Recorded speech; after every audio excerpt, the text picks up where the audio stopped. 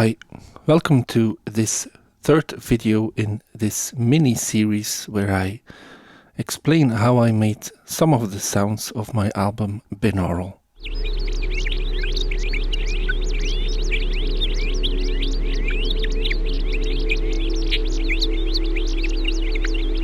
I made BINAURAL as an experiment in making believable environmental sounds, both machines and nature sounds. And even though the magic is in layering all these different types of sounds to get really a convincing soundscape, I think I kind of achieved my goal to some extent. So in this series, I try to teach you how I made certain sounds in hopes that you can have fun with it or feel inspired. In the first video in this series, I will put all the links in the description. In the first one, we talked about rain sounds, wind sounds, that sort of thing.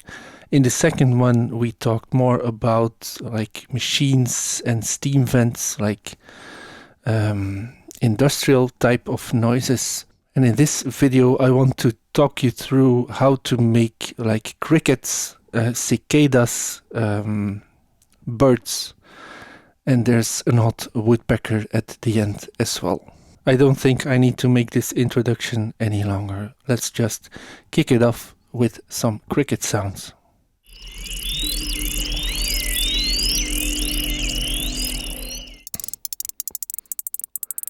I am by no means an expert on these types of sound, but what I would say from my limited experience with this is that the secret to these cricket sounds is actually tracking a whole bunch of them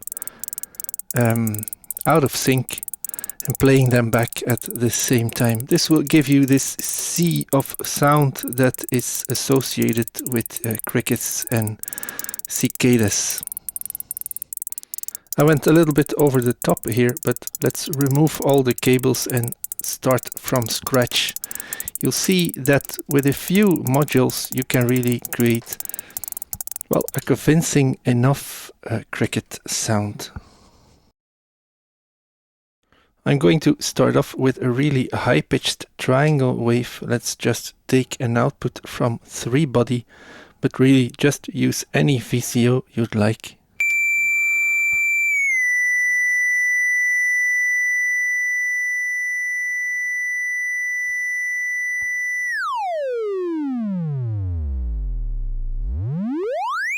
So this is really just a triangle wave. Now what I want to do is make this ratatatat open and close really quickly. For this I'll send this triangle sound through a VCA first. Again, use any VCA you like, but I suggest you use a 2-quadrant multiplier and not a ring modulator. So at the moment the sound is going straight through the VCA. Well, there is a little bit of attenuation, but that's not part of the sound design here. And now I want to use an LFO, but a really fast one. You could also use a very slow VCO depending on the range of your VCO. I want to use that to modulate the VCA. Let's take a saw output. You can use other shapes as well, but I want to use a saw output. And let's use this as a modulator for the VCA.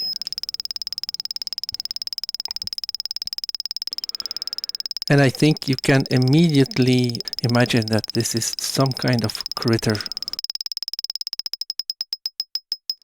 Now I want to add some movement to both the frequency of our modulator and the frequency of our carrier here. For that, let's use a cycling envelope. I have already one cycling or looping here. Let's take the output of the envelope and patch it to the FM input of your VCO or LFO that you are using to modulate the level of the sound.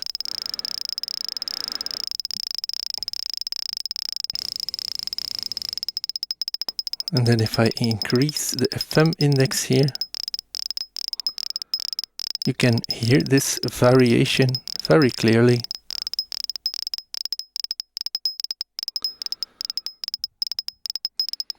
I also want to melt this signal to the frequency of our carrier, so the sound we're actually hearing, the triangle wave we started off with. And even if you stop there with some fine-tuning, you can really make some crickets out of this. So maybe let's first pitch up the triangle even more. Let's increase the speed of the modulator. Now what I want to do is make it so the sound stops intermittently really. For this I can use one of the outputs here on contour 1. There's these rise and fall outputs. They are only active when either the rise or fall stages are active. And either you send your sound through an additional VCA using one of these as modulators or any other gate signal really, or you can use on mix 3 the like main CV input here.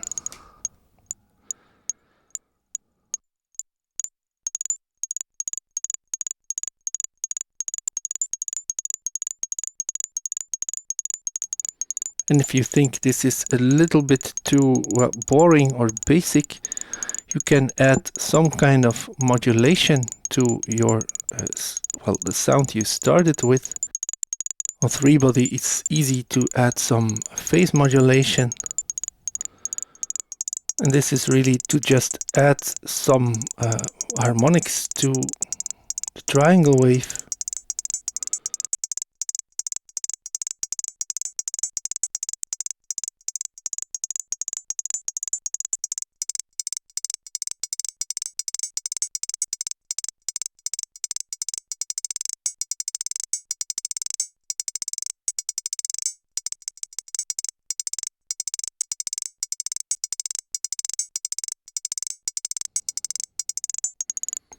Let's remove that to keep this demonstration a little bit clear. Now this is really very repetitive, so I want to add some kind of randomization to the length of my envelope. To do this, I can send any random voltage or maybe something chaotic like Orbit 3 is sending out. I can send this through an attenuator and then take that output and send it into the length of my rising side of my envelope.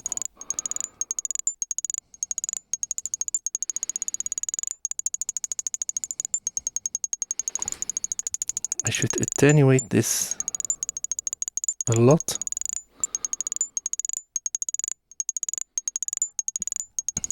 To make sure that the randomization is, it's just a little bit randomized.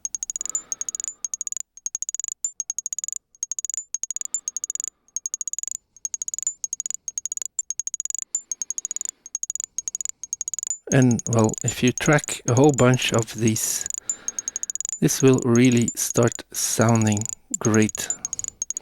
You can use different audio waves, like for example a saw wave or a sine. You can pitch your VCOs differently.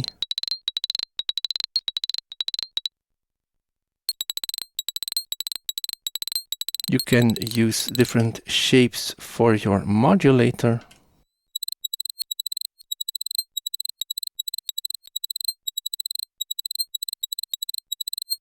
All of this changes the cricket sound a little bit. So if you patch a bunch of these or just multi-track them inside any kind of recording solution, you'll soon have an army of crickets or cicadas.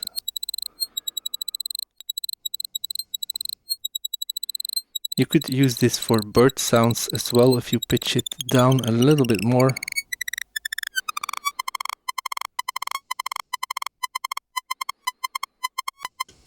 And maybe slow down the modulator.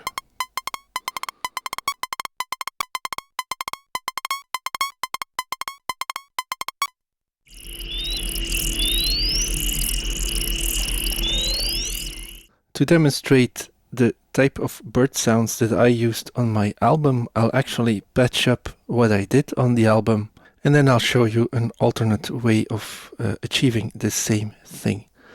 The type of bird sounds that I used are really, once again, like with the cicadas or crickets, more a sea of birds. You could start making like single bird sounds, but what I was aiming for was really like stepping into a birdhouse. I started off by taking a very basic sound like a triangle or a sine wave, a sound with not too many harmonics, and sending that through a VCA. To this sound I want to add two things: amplitude modulation and frequency modulation. Now let me turn this down, otherwise we will go crazy in like 10 seconds. And let's look how I made this modulation. I used filter 8 in low mode and self-oscillating. So as an LFO, it's not that important that you use filter 8, which I will show you in a minute. But it is important that you use some kind of LFO module with at least 3 outputs. Let's monitor 2 of the outputs on the scope here. And as you can see, these are nice sine LFOs. And I want to change that by patching up some feedback. So I'm just going to take a spare output and send it back into the frequency modulation input. And now you can see that our sine waves are no longer sine waves, they are shaped into something else. Now, depending on which output you use, these shapes will be different, and it's important to experiment with the shapes that you like. And now it's just a matter of simply using one of these no longer sines here as a modulator for your VCA.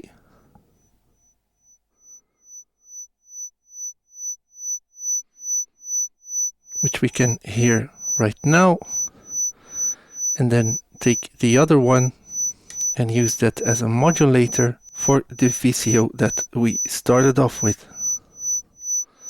So I'm patching this second LFO here, I think it's the red one, into the FM input of my triangle shaped VCO.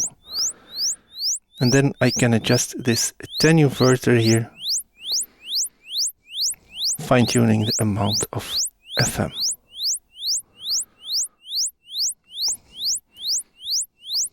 And this is exactly what I wanted. Let's quickly demonstrate what happens when you use different outputs here. This just changes the shapes that we are using to modulate the amplitude and the frequencies. And even for the feedback, it doesn't really matter which one you use. As long as there is some feedback going, you get something that is usable. Now, to make it a lot more interesting, you should add some kind of chaotic or random slow source to furthermore change the frequency of these LFOs here. So I'm just going to take an output of orbit 3 and connect it straight to the FM input on filter 8.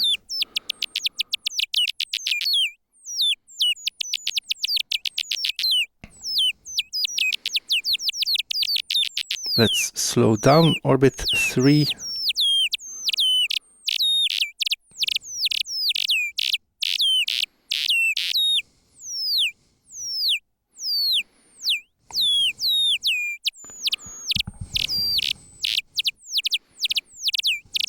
And then what I did additionally on my album was use an output of a looping envelope to modulate the frequency of orbit 3.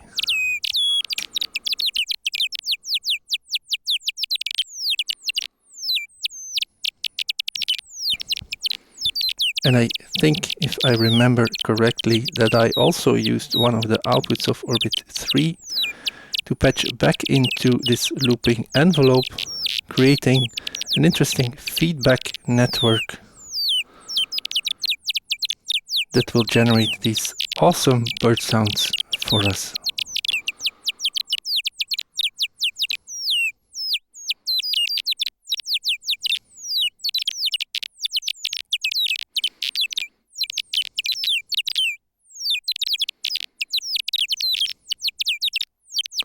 I know this can be a little bit confusing, so let's pull it all out and do the same thing with a different module. So for our second attempt, I will be using filter 8 as a VCO. So I switched it to audio rates. It's still self-oscillating. Let's send it through the VCA. Let's monitor its output. So that's a nice sine wave. Now I need some kind of LFO with more than one output. Let's take this generate 3 here. If we monitor the fundamental output, we can see that this is a nice sine shape. We can also monitor the core output here. And this is a slower triangle.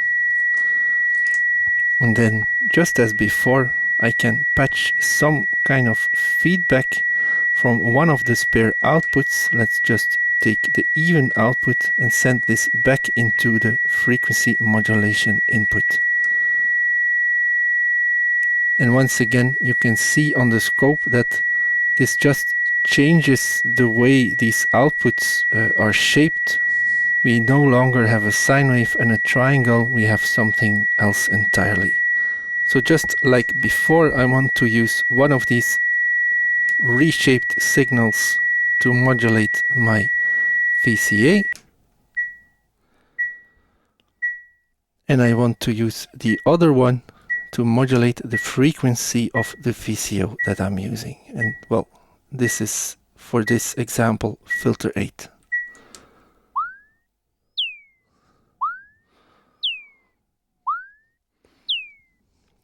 Let's increase the speed of our LFO.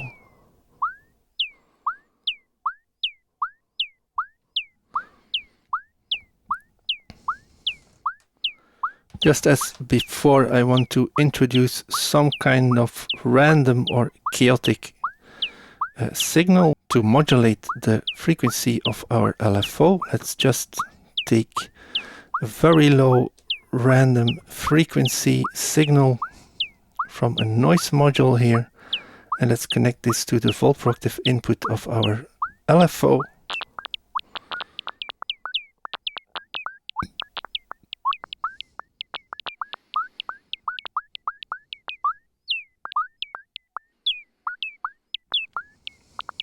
And once again, you can hear that we get this nice tweeting bird.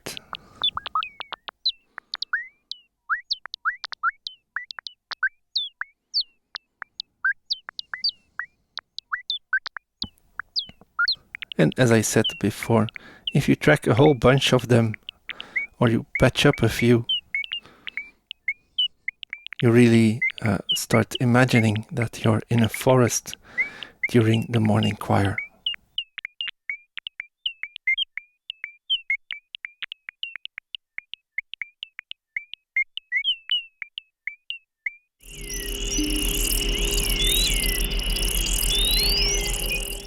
One last sound that I want to demonstrate in this video is how to make kind of a woodpecker sound, and with a little bit of imagination you could also use this for creaking wood surfaces.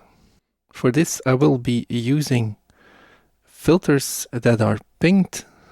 To ping a filter, you take any of its outputs and you send in a short trigger or gate signal, not into the CV input but into the audio input. For this you can use an output of a looping envelope, given that you use one with a sharp edge, so a saw wave. You can also use some kind of gate generator module, or you can even use a saw wave or square wave LFO. Let me do this.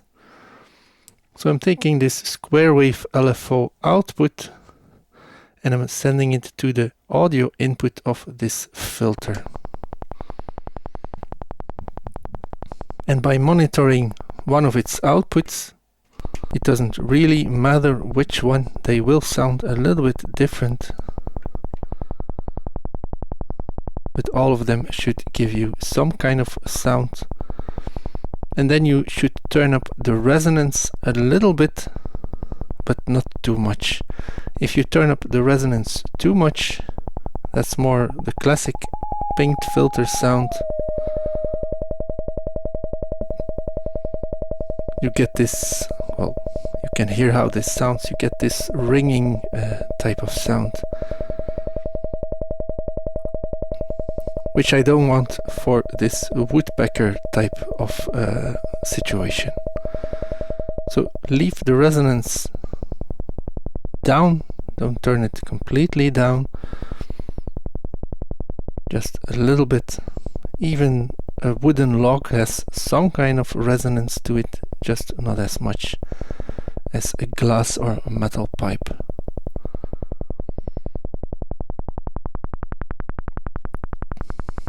And really, that's it. That's all there is to it. You can use different types of filters. Let's use root locus here. I really like how this one sounds when pinged. And as you can hear, we're not getting double triggers on this one. Certain filter modules also react to a falling edge. I suspect this has something to do with whether your filter is DC coupled or not. But well, that doesn't really matter for this video. I think to make this more realistic, you really should add some kind of randomization to your rhythm. To do this, I can just use a very low frequency random signal from a noise module here and send this into the FM input for this LFO.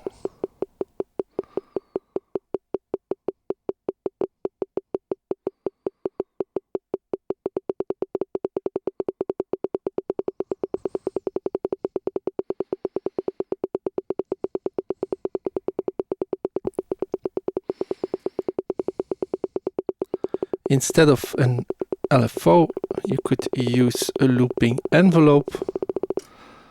Let's take one over here. I'm going to take the end of cycle output, switch this to looping, increase the length of the slopes a little bit.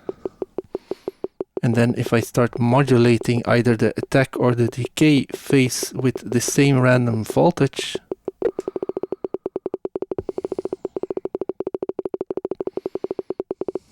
we get our woodpecker pecking along.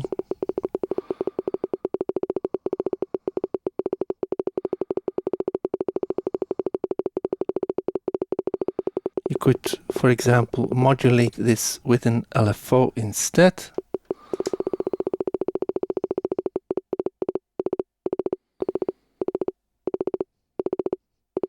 Maybe let's take a triangle LFO.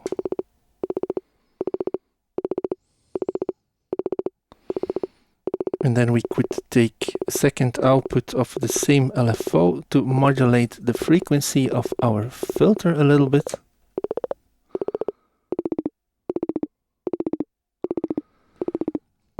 And as you can hear, we can create all kinds of, well, realisms or abstractisms. I don't know. I'm not good at my English today. What I want to say is you can make this sound so real or as abstract as you want. If you increase the speed here, you can create frogs with this type of patch as well.